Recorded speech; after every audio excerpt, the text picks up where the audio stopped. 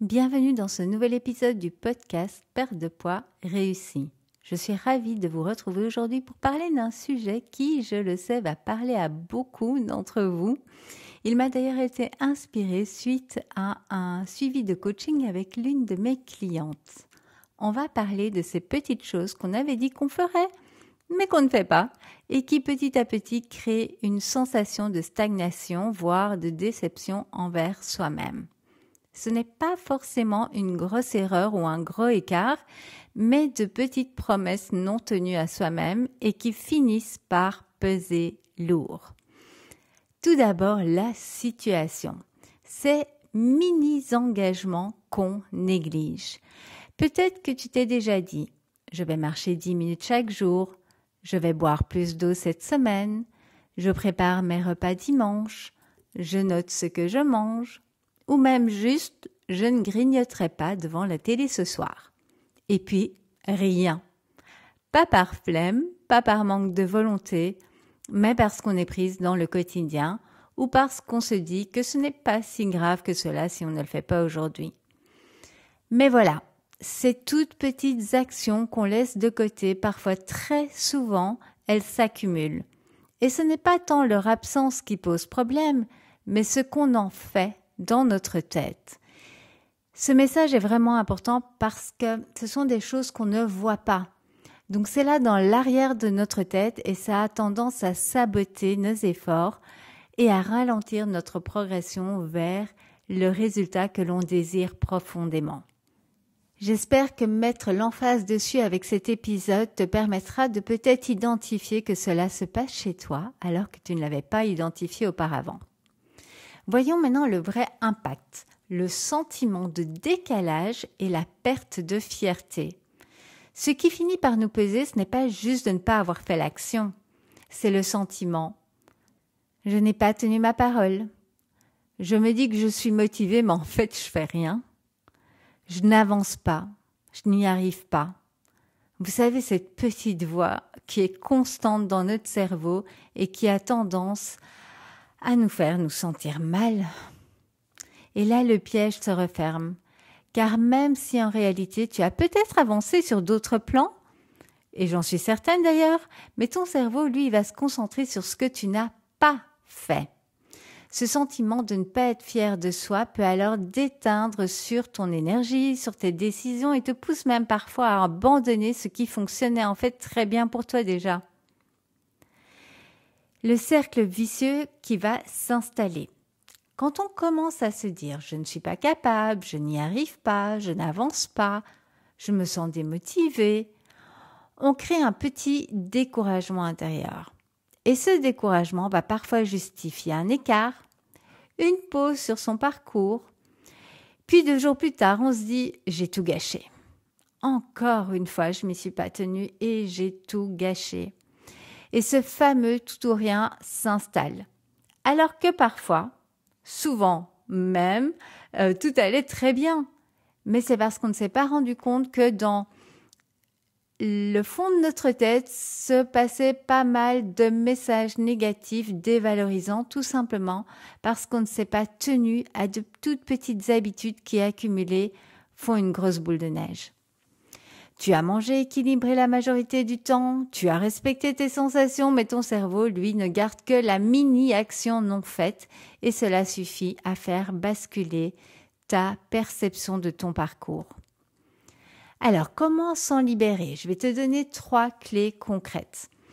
Tout d'abord, en premier, réduis tes attentes à l'essentiel.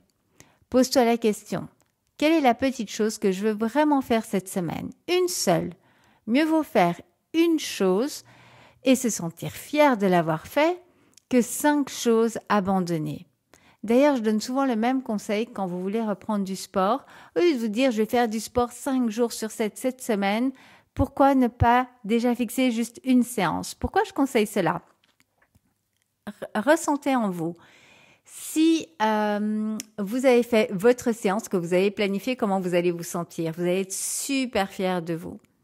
Si vous aviez planifié 5 séances et que vous n'en avez fait que 4, je dis que entre guillemets, que 4, et vous allez garder ce sentiment de, voilà, j'ai toujours pas fait ce que j'avais dit que j'allais faire. J'avais dit 5, j'en ai fait que 4.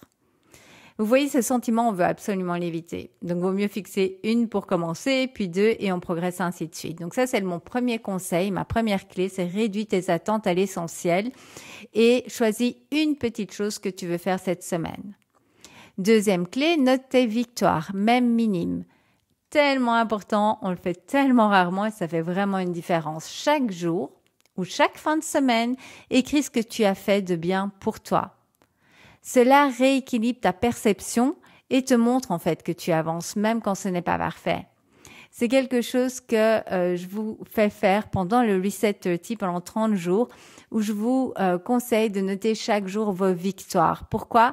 Parce que si on les note pas, on les oublie. Le cerveau va souvent toujours retenir les choses que l'on n'a pas faites, que l'on n'a pas bien fait. Mais il a tendance à vite oublier les choses qu'on a bien fait. Donc, important de noter tes victoires chaque jour. Troisième clé, change de discours intérieur. Plutôt que de dire « je suis nul, je n'ai pas fait ça », remplace par « je n'ai pas encore intégré cette habitude et c'est ok, je peux recommencer demain ». Et c'est marrant, ça peut paraître très très simple ce genre de conseil, mais l'impact que que cela a sur ton cerveau et sur la manière dont tu vas progresser sur ton chemin avec bienveillance et sérénité, tu vas le ressentir directement. Donc les 3 clés, 1. Réduis tes attentes à l'essentiel. 2. Note tes victoires, même minimes. 3. Change de discours intérieur. Ta prochaine étape, si tu sens que tu te reconnais dans ce que je t'ai partagé aujourd'hui, c'est de choisir une seule petite chose que tu vas faire cette semaine. Pas pour être parfaite, mais pour te prouver que tu peux tenir un engagement envers toi. Ça peut être aussi simple que de boire un verre d'eau en te levant, préparer ton petit déjeuner la veille, prendre 5 minutes pour respirer ou marcher après le repas, écrire chaque soir une chose dont tu es fier dans ta journée.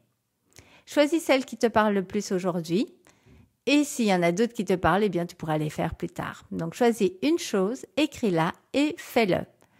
Une fois, puis encore une fois, puis encore une fois et tu verras, la fierté revient vite quand on se reconnecte à ces petites victoires. D'ailleurs, n'hésite pas à m'envoyer un message ou à me taguer sur les réseaux si tu as envie de me partager ta victoire. Ça me fera plaisir de célébrer avec toi. En conclusion, souviens-toi, ce n'est pas parce que tu as laissé de côté quelques petites actions que tu n'avances pas. Ce qui compte, c'est la direction, pas la perfection. Et surtout, ne laisse pas une petite déception éteindre ton envie, ton énergie, ton élan. Tu as un objectif qui est important pour toi. Rappelle-le-toi, c'est très important. Si tu as décidé, par exemple, de perdre du poids, ce n'est pas juste pour un poids sur la balance. C'est pour comment tu vas te sentir quand tu auras atteint cet objectif, comment tu seras en compagnie des autres, comment tu te comporteras, comment tu te sentiras dans tes vêtements chaque jour de ta vie. C'est tellement important. Sois douce avec toi-même, mais honnête. Et reconnecte-toi à ce qui te rend fier, à ce que tu as déjà accompli et repars d'un pas décidé à continuer à progresser. Si tu sens que tu as envie d'aller plus loin, de retrouver un vrai cadre et de la motivation pour relancer ta perte de poids avec plus de clarté, je t'invite à découvrir mon challenge 10 jours.